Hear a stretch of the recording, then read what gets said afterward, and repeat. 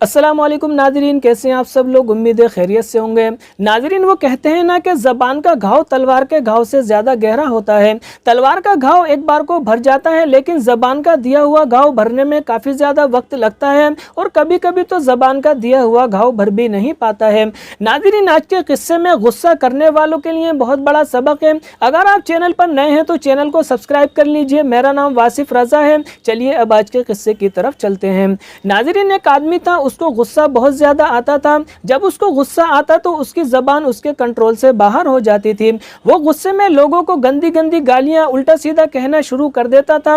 جب تھوڑی دیر کے بعد میں اس کا غصہ ٹھنڈا ہو جاتا، اس کو اپنے کیے ہوئے الفاظ پر بہت زیادہ شرمندگی ہوتی، بہت زیادہ افسوس ہوتا۔ وہ اس غصے کی گندی عادت کو سدھارنا چاہتا تھا، لیکن اس غصے کی گندی عادت کو سدھارنے میں ناکام رہتا تھا۔ اس آدمی کو کسی کے ذریعے پتا چلا کہ پاس والے گاؤں میں ایک عالم صاحب رہتے ہیں اور وہ لوگوں کے مسئلے حل کرتے ہیں۔ اس آدمی کے دل میں خیال آیا کہ میں بھی کسی روز ان عالم صاحب کے پاس جاؤں گا، ہو سکتا ہے غصہ کم کرنے میں وہ عالم صاحب میری کچھ مدد کر دیں۔ ایک مرتبہ وہ آدمی ان عالم صاحب کے پاس پہنچ جاتا ہے اور ان سے اپنا مسئلہ بیان کرتا ہے کہ حضرت، مجھے غصہ بہت زیادہ آتا ہے۔ جب غصہ آتا ہے تو میں اپنی زبان پر کنٹرول نہیں کر پاتا ہوں۔ مجھے کوئی ایسا وظیفہ بتا دیجئے، ایسا عمل بتا دیجئے جس سے میرا غصہ میرے قابو میں آ سکے۔ عالم صاحب نے اس آدمی کی پوری بات سنی اور اس آدمی سے کہا کہ اگر تم اپنا غصہ کم کرنا چاہتے ہو تو آگے سے ایسا کرنا، جب کبھی بھی تمہیں غصہ آئے تو تم جنگل میں چلے جانا اور جنگل میں جا کر کے ایک درخت میں ایک کیل ٹھوک دینا۔ جب تمہیں غصہ آئے تم کو یہی عمل کرنا ہے، جنگل میں جانا ہے اور درخت میں ایک کیل ٹھوکنی ہے۔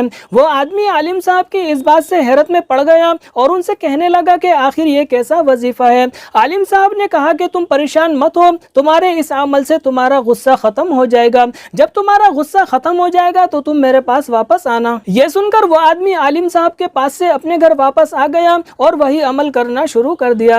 جب اس کو غصہ آتا وہ جنگل میں چلا جاتا اور جنگل میں جا کر کے درخت میں ایک کیل ٹھوک دیتا اور گھر واپس آ جاتا تھا۔ دھیرے دھیرے دن گزرتے گئے، اس آدمی کا غصہ بھی ٹھنڈا ہوتا گیا۔ آخرکار ایک دن ایسا آیا، اس آدمی کا غصہ بالکل ختم ہو گیا۔ پھر عالم صاحب کی اس کو یہ بات دھیان میں آئی کہ عالم صاحب نے کہا تھا جب تمہارا غصہ ٹھنڈا ہو جائے تو تم میرے پاس آنا۔ آخرکار تھوڑے دن کے بعد میں دوبارہ پھر وہ آدمی عالم صاحب کے پاس پہنچتا ہے اور ان سے کہتا کہ آپ کا بہت بہت شکریہ، اب میرا غصہ بالکل ٹھنڈا ہو گیا ہے۔ عالم صاحب نے کہا اس سے کہ اب مجھے تم اس جگہ پر لے کر کے چلو جہاں پر جنگل میں جا کے تم درخت میں کیل ٹھوکا کرتے تھے۔ وہ آدمی عالم صاحب کو اس جنگل میں لے کر کے جاتا ہے، اس درخت پر لے کر کے جاتا ہے جہاں پر جا کر وہ غصے میں کیل ٹھوکا کرتا تھا۔ عالم صاحب وہاں پر جا کر کے دیکھتے ہیں کہ ایک درخت میں کم سے کم 50 یا 60 کیلیں ٹھوکی ہوئی ہیں۔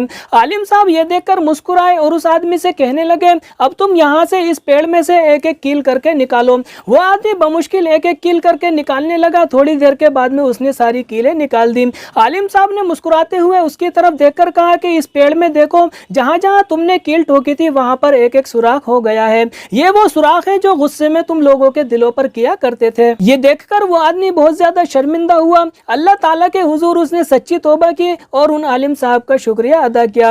ناظرین، ہمیں بھی اپنا محاسبہ کرنا چاہیے کہ کہیں ہم بھی غصے میں لوگوں کے دلوں میں سوراخ تو نہیں کر رہے ہیں۔ ناظرین، اگر قصہ اچھا لگا ہو تو دوستوں کے ساتھ میں ضرور شیئر کیجیے گا۔ دعاؤں میں یاد رکھیے گا۔ اللہ حافظ۔